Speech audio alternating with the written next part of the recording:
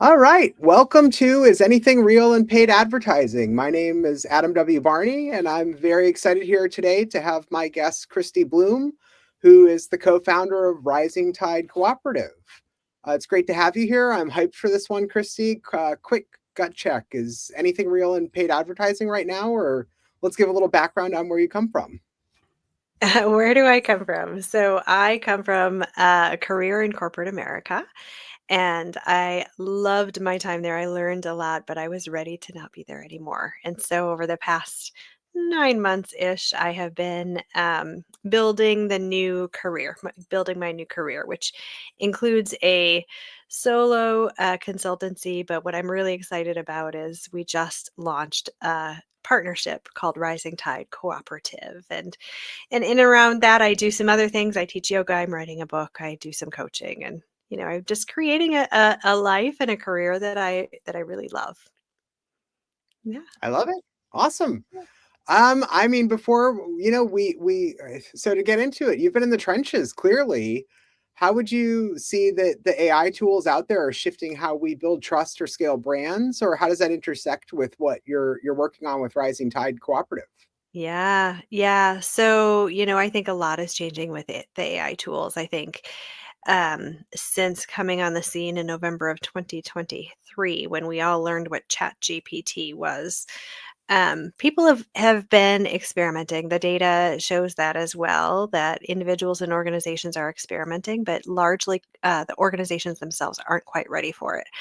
Um, and so, as the tools continue to evolve and we all continue to learn more about how AI can help us in our daily lives, I think it's time for organizations to think about what it looks like to have AI as part of the organization, not just, something that people play with. And I think it's representing a really big transformation. And so Rising Tide Cooperative is really built for that. It's really built for those moments of transformation based on decades of experience in doing this, doing transformations, right? So, whether it was pre internet days, whether it was when we were talking about digital transformation, and I know that's still very real conversation for some organizations, AI is a transformation of that magnitude. And so, um, I think that the challenge and the opportunity is for organizations to really figure out what does it look like to embed AI inside of your organization and inside of your strategy versus kind of leaving it on the sidelines. Interesting. And then to connect that sort of back to the idea around paid ads, Yeah.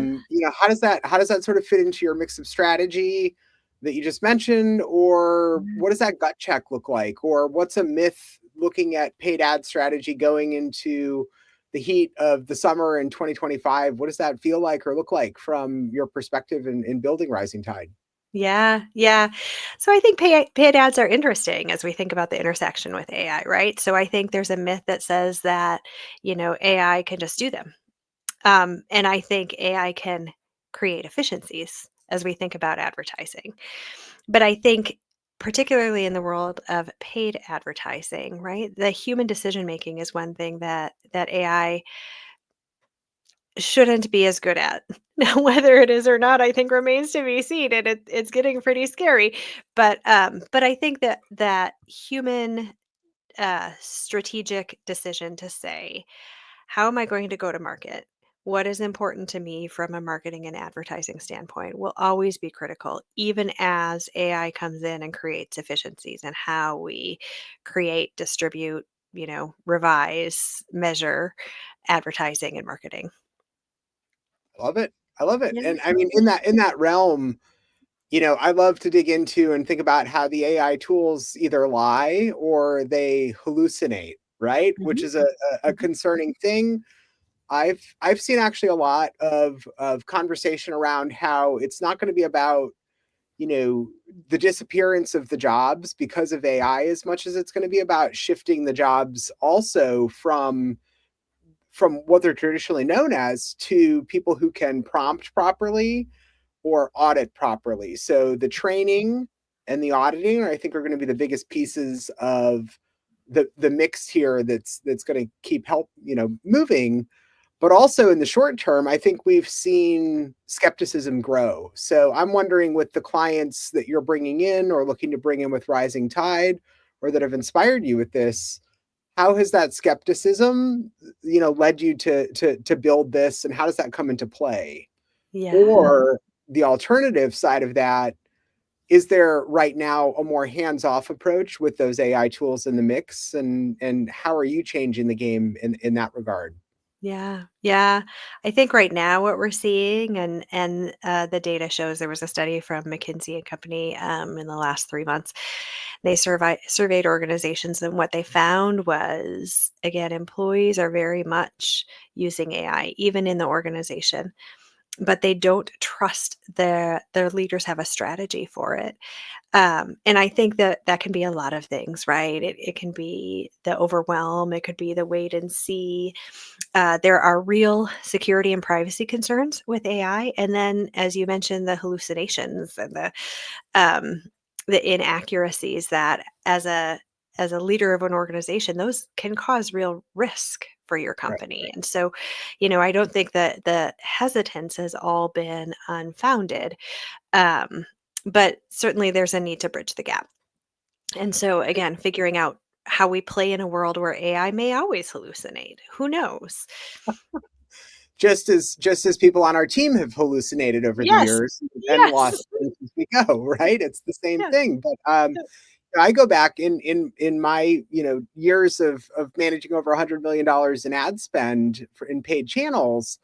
I continually go back to things we dealt with clients, right? Where Mhm. going through the 2008 financial crisis, for instance, Mhm. working with financial institutions, we had to start to integrate SOX compliance. Or I've Mhm. worked with a handful of medical companies where we have to deal with HIPAA compliance, think about Yes. privacy. I Yes. think that there's a next level here that we get into, because especially when you think about small business owners or entrepreneurs, they're just throwing probably a lot of their business secrets into tools like ChatGPT, Claude, Perplexity, whatever those tools might be.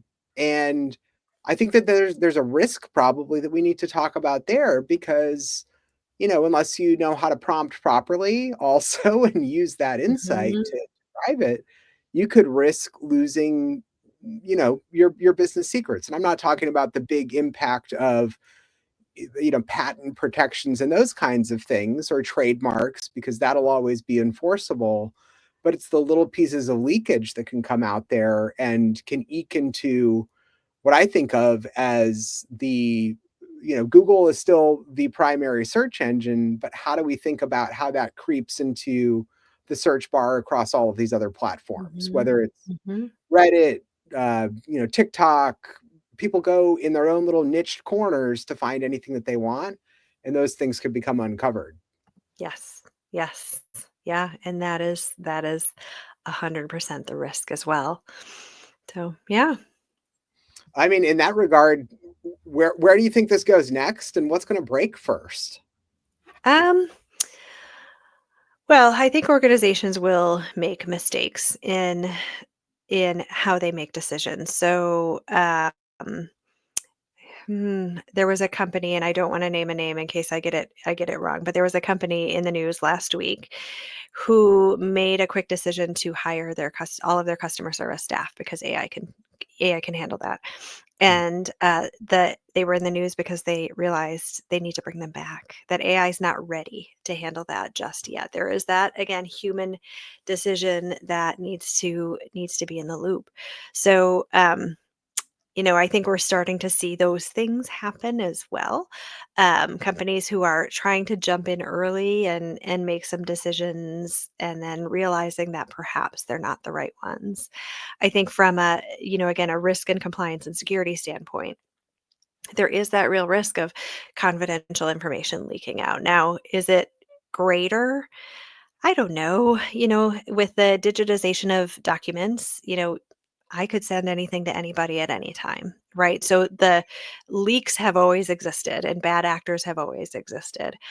But I think it's about, continuing to reinforce what is it appropriate to put into a tool like ChatGPT for the sake of analysis or comparison or rewriting, and what is not. Um, but again, I don't think um, the mechanisms to share information have been around for a long time. It's just that, the ability to then for that information to be distributed on a broader scale has just magnified with AI. So, Yeah, that's a yeah. great point. I mean, in Yeah. that regard, is there anyone in your orbit with Rising Tide, or where you've been over the last couple of years, who you see doing things the real way and the right way? You don't have to Yeah. name names, of course, but what are some strategies that they've maybe used to be a little bit smarter, be a little bit more protected, and Mhm. guarded in how they're using these tools? Yeah, yeah. Um, Again, not naming names, but I think the organizations that will get this right will be very strategic about it, and they will take very practical approaches to it, right? So, on the one extreme, it's shut everything off. I don't think that's a practical approach, right? Again, employees are already using it. I don't think that's ever been Yeah. a practical approach in any Yeah. business, is to shut it off. Exactly, exactly. But I remember the days, right, um when the internet first arrived on the scene, but especially when social media first rose on the scene, some organizations like really locked down browsers. Yep, And maybe that protected them a little bit, but it also probably had an adverse impact on things like employee satisfaction and retention and, yep, their ability to Google something when they needed to because they needed to get an answer quickly. So, it has adverse impacts, but it is a strategy, right? Organizations could continue to shut things down. That's one extreme. right. I think the other extreme is, don't create any rules and just hope that things go well. And I also think that is not a viable strategy for most organizations unless they're really small and there's Mm, a lot of communication about who's doing what and how. I don't know that that's a viable strategy either. And so I think the organizations that are being successful are taking a look and saying, how do we put some guardrails on this? And how do we make a comparison to, again, some of the systems that have been in place? So, browser lockdown. We don't lock down your browser, right? Um, we're not also going to lock out any AI tools, but we expect you to behave as adults, act as an owner and steward of our company brand, right? Make good decisions. So yep. organizations that are taking that approach and then maybe giving some examples of this is appropriate usage, these are things to be careful of. They're the ones that are going to get ahead fastest and in the most logical way without those wild swings of we laid off all of our staff and now we need to bring them back. I love it. I mean, I think that gets into the way that I've always led and managed teams also. It's about not managing down on people, or leading them to not have the opportunities to test things. It's about being a little bit more proactive to lift things up in the right manner. Yes. Yes, exactly. Exactly. Let me ask Christy, where can people find you if they want to see what real looks like in this space? Where can they track you down with this with the new venture with Rising Tide? What's the Sure. best way to track your expertise down here? Yes, risingtidecooperative.com is our website, just launched. We also have a business page on LinkedIn, and you can find me on LinkedIn, Kristi Broom, Kristibroom. So happy to connect any of those ways, um, and look forward to chatting with people about AI and strategy. Awesome. And Yeah. then finally, I like to end things with one last big question. Can you Yes. provide an example of one client request that made you laugh, and get into Ooh, that a little bit? one client request that made me laugh. Um, okay, I'm gonna have to go back a little bit in the brain because I've had really great clients that I've been working with recently. So they haven't made me laugh recently, but let's see. Way back. Um, I suppose in my days working for organizations and working with their clients, I would get some requests about, kind of um what I would consider kind of um, off the wall configurations. the system to the point that it would kind of negate the purpose of the system. So, if I use AI as an example, right? Can you give me Chat GPT but turn off the LLM? Would be a correlating kind of ridiculous request, right? Like Right. you're going to turn off the capability of the tool if you take out the LLM. Yeah, That's what Chat that GPT is. that turns it almost Yeah. into what's the point, right? Yes, Why exactly. why are we Exactly. even doing this? Yes, yes. So those sorts of requests, right? Kind of not understanding the purpose, but I'll have to think about that. What request that makes me laugh? I'll reach back out, Adam, and we can laugh together when I think of it. I have to think the things that it brings the realism though when you run into Yeah, those situations of the fact that we're all humans working in yeah, this world yeah, together. yes, That's when that humor comes up. yes, And that's an incredible place to come from when we realize that there's levity within each of us. We're all humans. We have to, even when we yes, stumble, give ourselves that little bit of grace that allows us to say it's okay. We can get back up and we can try this again.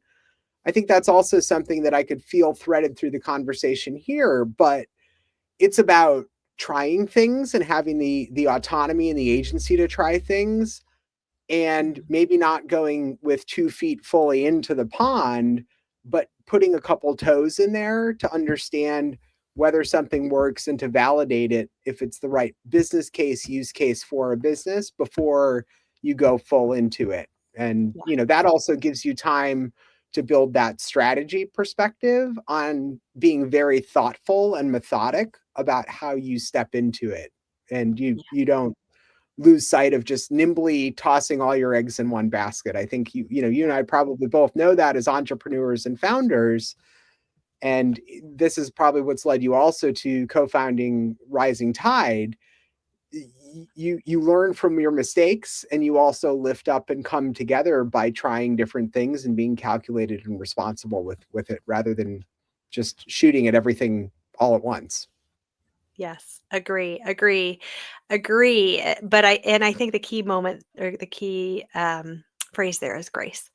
Because I do think there are organizations that, resist that failure and they move so slowly because of it. And I think, as entrepreneurs, we have likely both learned that action is really critical. And if it's Mhm. not the right action, pivot and take another one.